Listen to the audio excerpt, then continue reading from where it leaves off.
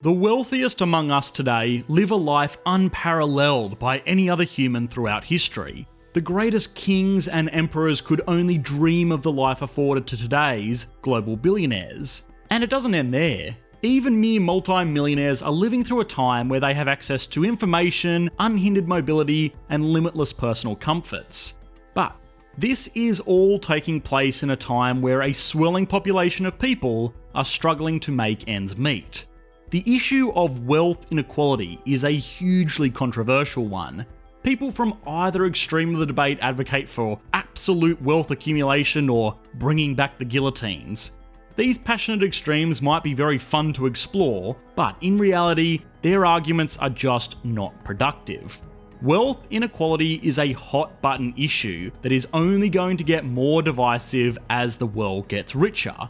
But is wealth inequality actually a problem? It's never nice to see stories about a billionaire getting their 5th mega yacht while single mothers are struggling to pay bills, but is one actually causing the other? If we were to put emotions and morality away to answer these questions, we would have to look at a few key factors. Why is the world becoming more unequal? Are there any benefits to wealth inequality? Does the wealthy getting wealthier mean average people are becoming poorer? And what are the drawbacks of wealth inequality? This episode of Economics Explained was made possible by our fans on Patreon. If you would like to gain early access to these videos before they're uploaded to YouTube, as well as participate in exclusive Q&A sessions, please consider supporting our channel on patreon.com/economicsexplained. Perhaps the reason wealth inequality has come to the forefront of the public consciousness in recent decades is because it is becoming more and more severe. Today, the wealthiest 7 people in the world have more collective wealth than the poorest 50%. That's 7 people with more wealth than 3.9 billion people. These people are frustrated that technological innovation has not made humanity richer, but rather it has only made a handful of people richer. Although, that's not entirely correct.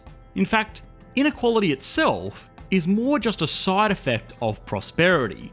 Imagine a tribe living in a time before the first civilizations took shape. These were people using very basic tools and living in groups no larger than 100 or so. These societies had very little wealth inequality. The richest member of such a society might be a chief or an elder. They might not need to go out and hunt or gather as much. They might live in a slightly larger hut and get the first pick of food, but there wasn't a huge difference. In fact, if we look at Maslow's hierarchy of needs, we will see that a majority of the difference came from the more social levels of the pyramid. A majority of this society's time was spent just staying alive. When a society is living meal to meal, there isn't much room for disparity, apart from respect, honour, relationships, and all the stuff that doesn't really rely on technology to produce. If we push this society forward a few thousand years into the Middle Ages, we would find a very similar situation. Now there are kings and lords who live in castles and enjoy a regular diet grown by their peasants toiling in the fields. Inequality has grown because there was more room for it to grow. Society had developed from where humans were basically animals in the wild struggling day to day to survive, to basic farmers. This step up in technological prowess gave people like kings and queens and lords the ability to exist. But even the richest and most prosperous king from these times would not hold a candle to the quality of life enjoyed by the average American today.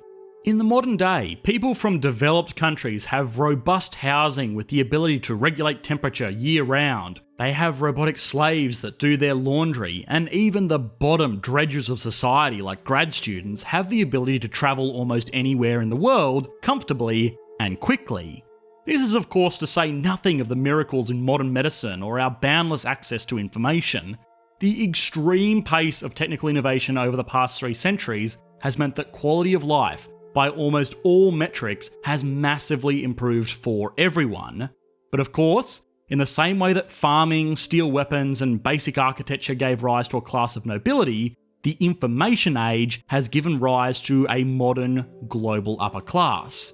Dingy castles without running water? Ha! Try a 17-bedroom palace with swimming pools, a 30-car garage, and underfloor heating.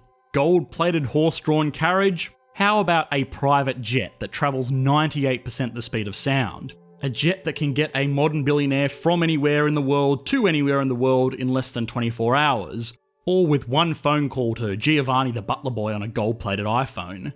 This is all to say that the absolute pinnacle of wealth in a society has increased as the general level of wealth in a society has grown along with it. In 300 years, it's not inconceivable to think that we will be reading heart-wrenching stories about a single mother who was unable to make payments on her spaceship that she needed to get to her second job on Mars. And this leads us neatly on to the often overlooked benefits of inequality. When the issue of wealth inequality is explored, it's agreed by both advocates and opposition alike that wealth inequality drives motivation to be better, more efficient workers. People wouldn't go through the effort of tertiary education or long arduous careers or even putting in some overtime if there wasn't the promise of higher standards of living. This isn't to say that everyone going to college expects to be a millionaire, but rather they do intend to increase their standard of living through more readily available work, better conditions, and yes, of course, more competitive remuneration. A common counter-argument to this is that often higher compensation can lead to lower performance. A popular study asked people to shoot basketball hoops for varying prizes, from modest sums all the way up to very significant amounts of cash. It was found that the higher the prize was, the worse the expected results were. People have used this practical demonstration to show that wealth inequality doesn't actually produce high performance, but this is actually a pretty terrible model for a few reasons. The first is that most business is not based on performance in a single moment. If a life-changing amount of money was offered to someone who could throw 10 three-pointers in a row, that person may dedicate a year to do nothing but getting really, really good at throwing three-pointers. In the same way, if someone was offered $2 million to design a bridge, they might not design a very good bridge because they would be distracted by thinking about the new boat they are going to buy. But if the role of chief engineer on huge civil projects attracted a seven-figure income, you might find that people go to school for many years to get the technical knowledge they need to perform that task. Huge compensation might not make people's performance better day to day, but it does make people far more motivated to attain the skills they need to perform a role tomorrow. The second flaw in this experiment were that the results were dubious at best. Repeat experiments did not find a strong pattern between higher compensation and poorer performance. Okay, so inequality means that people are motivated. Nothing particularly revolutionary there, but what is often overlooked is some of the more subtle benefits of huge accumulations of wealth.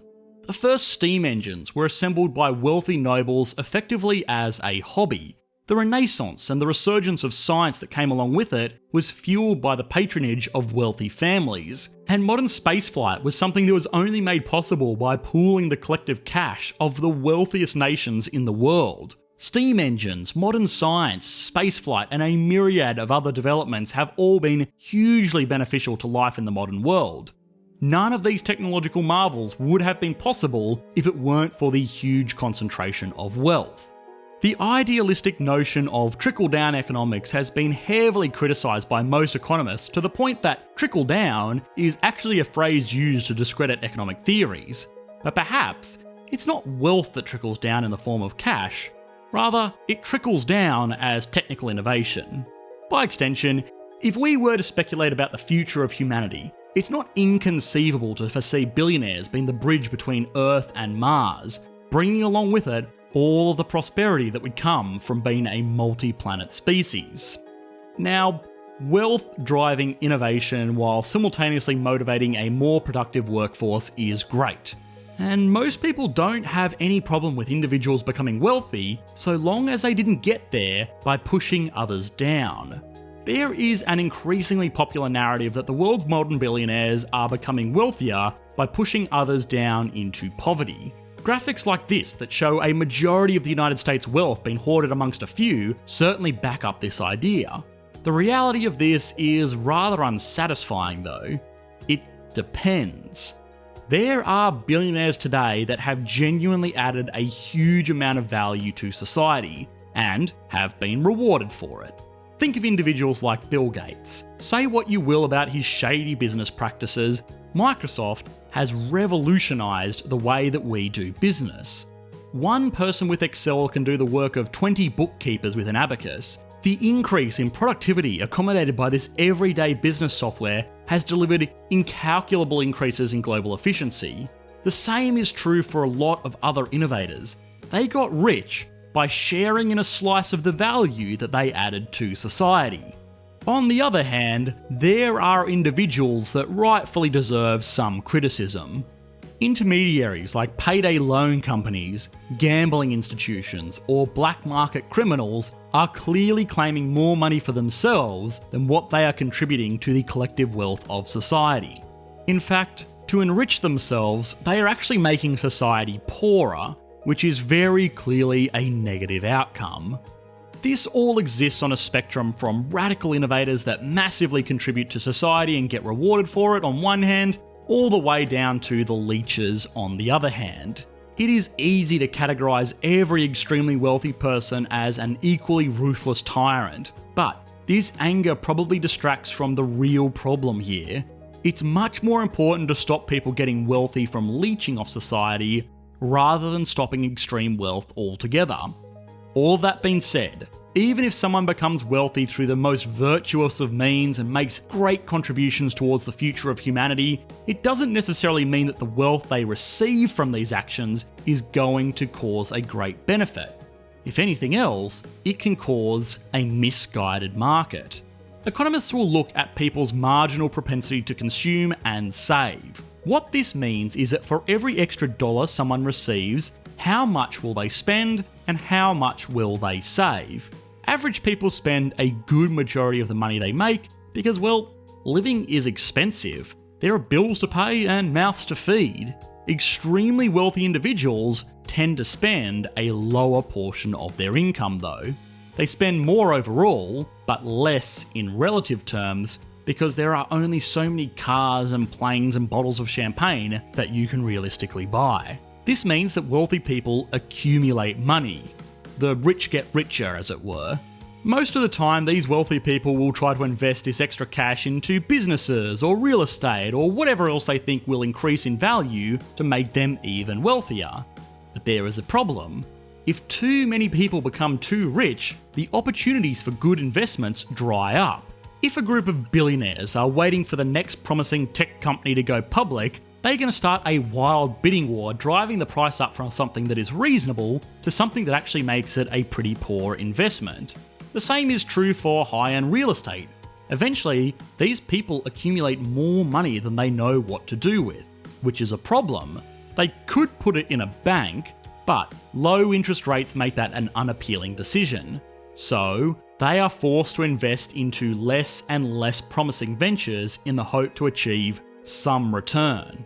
This is called a glut, which is a real problem for the economy. A recent paper by the National Bureau of Economic Research and authored by Harvard professor Ludwig Straub talks about the modern savings glut of the rich. In this paper, it is identified that the wealthy elite of the world are running out of safe havens to hoard their vast piles of money. This has only been accelerated by the economic fallout of 2020, which has rocked markets that were once thought to be very stable. A savings glut is what led to the hoarding of mortgage-backed securities before 2008. Today, we see very wealthy investors putting money into companies with no plan to ever turn a profit, simply because they don't have anywhere else better to put it. Recessions are caused by debt and poor investments.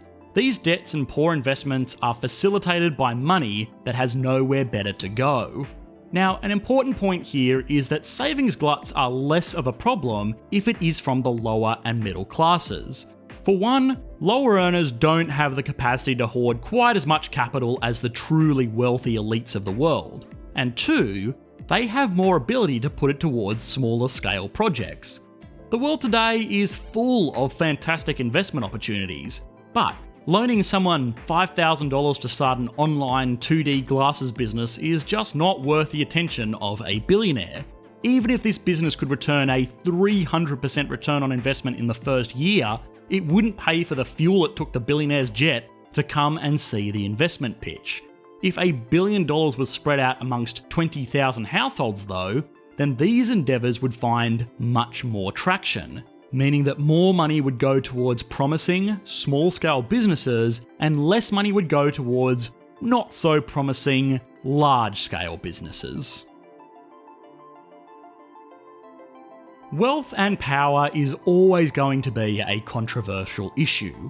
An issue argued back and forth between the words of many who can only make so much noise and the voices of a few who can make quite a lot.